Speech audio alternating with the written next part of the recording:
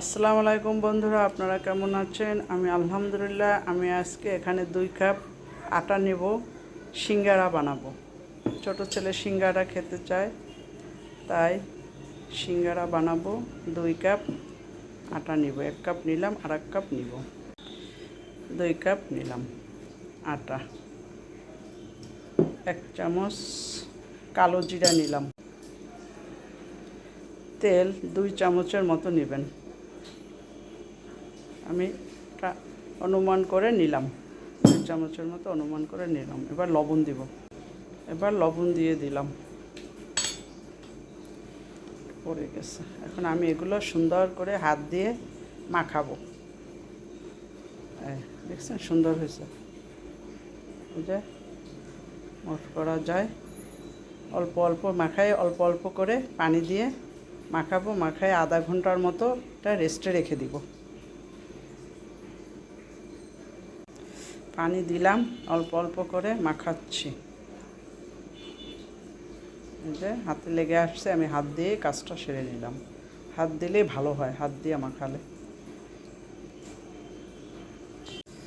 আমার ডোটা মাখানো হয়ে গেছে, একটু শক্ত থাকবে। এই যে এখন এটা এভাবে ঢেকে রাখবো আমি একটা কাপড় দিয়ে আধা ঘন্টার জন্য। আধা ঘন্টার জন্য ঢেকে রাখলাম। আমি এখন সিঙ্গারার পুর বানাতে যাব। সিঙ্গারা পুর বানাবার জন্য আমি এখানে গরুর মাংস নিয়েছি। গরুর মাংস দিয়ে আলু দিয়ে সিঙ্গারা বানাবো, টেস্টটা একটু ভালো আসবে। এজন্য আমি এখন গরুর মাংসটা রান্না করে নিব। চলেন আমার সাথে, গরুর মাংসটা আমি একটু রান্না করি, তারপর আলুটা মিক্সড করব। মাংসটা আমি বসিয়ে দিলাম। আগে থেকে আমি ম্যারিনেট করে রেখে দিয়েছিলাম মশলা দিয়ে। এখন আমি এখানে একটু পেঁয়াজ আর কাঁচা ঝাল দিয়ে দিলাম। এখন মাংসটা সিদ্ধ হোক আগে, সিদ্ধ হতে একটু সময় লাগবে। নাড়াচাড়া করে আমি ঢেকে দিচ্ছি। তারপরে সিদ্ধ হওয়ার পরে আমি আলু দিব। সবগুলো মশলা একসঙ্গে ব্লেন্ড করে দিয়ে দিলাম।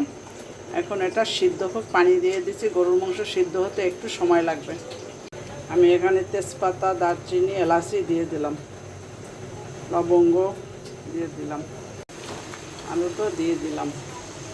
মাংস আলু সিদ্ধ হয়ে গেছে। এখন আমি একটু জিরা গুঁড়ো করে দিয়ে দিলাম, সাথে একটু ধনে পাতাও দিলাম সেন্ট আসার জন্য।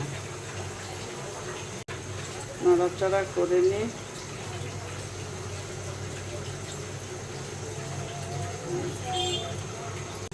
এইবার স্বাদে ম্যাজিক দিয়ে দিলাম, টেস্ট লাগার জন্য দিলাম এটা।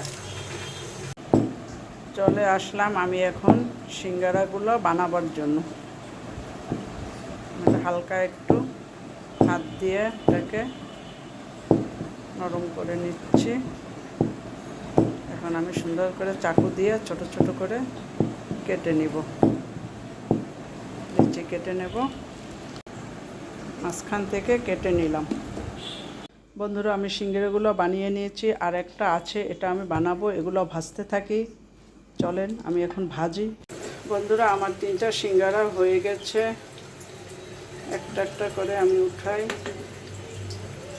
আমি একটু কালো জিরা বেশি দিয়েছি, আমি আমার স্বাদ মতো দিয়েছি। আপনারা একটু কমাইয়া বাড়াইয়া যা ইচ্ছা তাই দিতে পারবেন। আপনাদের যদি মন চায় একটু বেশি দিবেন তাহলে বেশি দিবেন, মন চাইলে একটু কম দিবেন। 1 চামচ দিলে হয়, কিন্তু আমি 1/4 চামচ 1.5 চামচের মতো দিছি। আমাদের বিকালের নাস্তা অবশেষে রেডি হয়ে গেল। এখন আমার ছোট ছেলে এগুলো খাবে, সাথে আমরাও খাবো। ও একটু বেশি খাবে, ও খাওয়ার জন্য অস্থির হয়ে গেছে আগে থেকেই।